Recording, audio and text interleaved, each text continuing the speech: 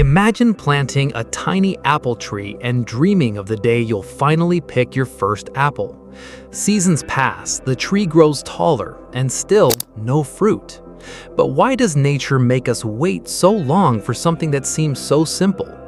What if the secret isn't simply watering the tree more or adding more fertilizer, but starting with the right tree and planting it correctly from day one? Many beginners think growing an apple tree is as simple as digging a hole, placing the tree inside, covering the roots with soil, and waiting for apples. But experienced growers know that the decisions you make before and during planting can have a major effect on how successfully the tree establishes and how soon it can enter its productive years. And there is one part of an apple tree that many people completely overlook: the rootstock. So in this video, we're going to look at the complete process, from choosing the right tree and preparing the planting site, to positioning the roots, protecting the graft union, managing water, sunlight, branches, pollination, and finally understanding how long you should realistically expect to wait for fruit. The first and perhaps most important decision happens before you even dig the hole. If your goal is to get fruit sooner, don't assume that growing an apple tree from a seed is the fastest option. Apple trees sold by nurseries are commonly grafted trees, meaning the desired fruit variety, called the scion, is joined to a separate rootstock. The scion determines the variety of apple you will grow, while the rootstock strongly influences the mature size of the tree and its precocity, or how quickly it tends to begin producing fruit. This is why two apple trees of similar age can behave very differently. A vigorous standard tree may eventually become very large, while a dwarfing rootstock can keep the tree smaller and can encourage earlier fruiting. Penn State and University of Minnesota Extension both emphasize that rootstock selection is a major part of apple tree performance. So if your goal is earlier production, ask your nursery about a suitable grafted tree and an appropriate size-controlling rootstock, rather than simply choosing the cheapest seed-grown plant. Now comes the location. An apple tree needs a growing environment where it can develop a strong root system and enough healthy foliage to support fruit production. Choose a site with plenty of direct sunlight and good drainage, rather than a place where water regularly sits around the roots. Before planting, the soil should ideally be tested and prepared according to its condition. Penn State Extension recommends maintaining soil pH around 6.0 to 6.5 for pome fruit plantings. The important point is that you don't want to create a tiny, perfect-looking hole surrounded by poor, compacted ground. Give the roots room to establish naturally, and make sure the planting site is suitable for long-term growth. Remember, a healthy root system is the foundation of a productive tree. When you're ready to plant, one mistake can cause problems for years: putting the tree too deep. Look carefully at the lower trunk and find the graft union, the swollen area where the desired fruit variety was joined to the rootstock. This graft union should remain above the soil line. University of Minnesota Extension recommends positioning it about 4 inches above the soil line, while Penn State's guidance also emphasizes keeping the union safely above the surrounding soil. Why does this matter?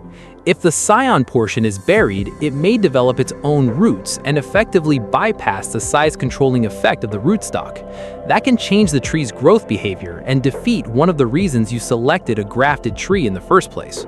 So when you plant, don't simply bury the trunk to make the tree look stable. Keep that graft union clearly above ground. Next, pay attention to the roots. If you're planting a bare root apple tree, spread the roots naturally in the hole, instead of forcing them into a tight circle or bending them upward. If you're planting a container-grown tree and discover roots circling around the root ball, gently straighten them or make appropriate cuts according to nursery or extension guidance. The goal is to encourage roots to grow outward into the surrounding soil instead of continuing to circle themselves. Place the tree upright, spread the roots, and then gradually add soil around them. As you fill the hole, gently firm the soil so that large air pockets are removed, but don't compact the soil aggressively. Once the hole is filled, water the tree thoroughly. This helps settle the soil around the roots and gives the newly planted tree a much better connection with its growing environment. And now we come to something that seems simple but is extremely important: water. A newly planted tree has a limited root system and needs consistent moisture while it becomes established. That doesn't mean keeping the soil constantly soaked. Apple trees need water, but their roots also need oxygen, which is why good drainage matters. Give the newly planted tree a thorough watering, and then monitor the soil so that it stays appropriately moist without remaining waterlogged. Think of it this way. The goal isn't to drown the roots. The goal is to help them explore the surrounding soil and establish a healthy root system. Good establishment during the early growing period creates the foundation for stronger growth later. But here's where many people make another mistake. They see flowers on a young apple tree and immediately want every flower to become an apple. It sounds logical, but young trees need to build their structure and root system too. Early fruiting can be a sign of precocity, especially on dwarfing rootstocks, but too much fruit on a very young tree can put excessive weight on young branches and potentially cause branch injury or breakage. University of Minnesota Extension notes that strongly dwarfing rootstocks can produce trees that fruit very early, sometimes even earlier than ideal from a structural standpoint. So, instead of thinking only about the number of apples you can get this season, think about building a strong tree that can produce reliably for years. Another secret many beginners overlook is pollination. Even if your tree grows beautifully, flowers alone don't guarantee a good apple harvest. Many apple varieties benefit from having a compatible pollen source nearby. University of Minnesota Extension recommends having a suitable pollen source within about 100 feet. And when there isn't another compatible apple or crabapple nearby, planting two different compatible apple varieties can be a good strategy. So, if you have space for more than one tree, choosing compatible varieties can be much more useful than simply planting two identical trees. The goal is to make sure the flowers have access to compatible pollen when they bloom. Then comes training and pruning. A young apple tree isn't simply supposed to grow as many branches as possible. The structure of those branches matters. Growers use training techniques to create a strong framework that allows sunlight to reach the canopy and supports future fruit production. Young branches can sometimes be positioned at better angles using simple training methods, helping the tree develop a useful structure.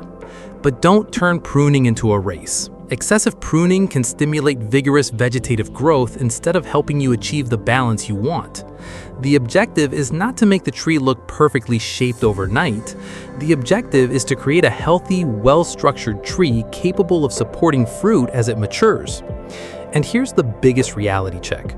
Planting an apple tree the right way does not mean you'll be eating homegrown apples in a few weeks or even a few months. The time to fruit depends heavily on the variety and rootstock, as well as growing conditions and management. Grafted trees on appropriate dwarfing rootstocks can generally reach fruiting age sooner than trees grown on vigorous standard rootstocks, while seed-grown apple trees can take much longer and may not produce fruit true to the original apple. Penn State even notes that when apple varieties are grafted onto dwarfing rootstocks, the earlier fruiting can be used to speed evaluation of new cultivars. So, if your real goal is fruit as soon as reasonably possible, the better strategy isn't the secret fertilizer or a miracle planting trick. It is choosing the right grafted tree, using an appropriate rootstock, preparing the site, keeping the graft union safely above the soil, spreading the roots properly, watering the tree during establishment without creating waterlogged soil, thinking about pollination before you plant only one tree, and most importantly, don't chase a shortcut that promises instant apples. The fastest successful apple tree is usually the one that gets the right foundation from the very beginning. A healthy root system, a suitable rootstock, good sunlight, proper water, careful training, and compatible pollination. All work together. And once you understand that, planting an apple tree stops being a simple hole-in-the-ground project and becomes a long-term strategy for building a productive fruit tree. So if you're planning to plant an apple tree this year, don't just plant it with a plan. Give the tree the right start today, and you give yourself a much better chance of enjoying beautiful homegrown apples in the years ahead.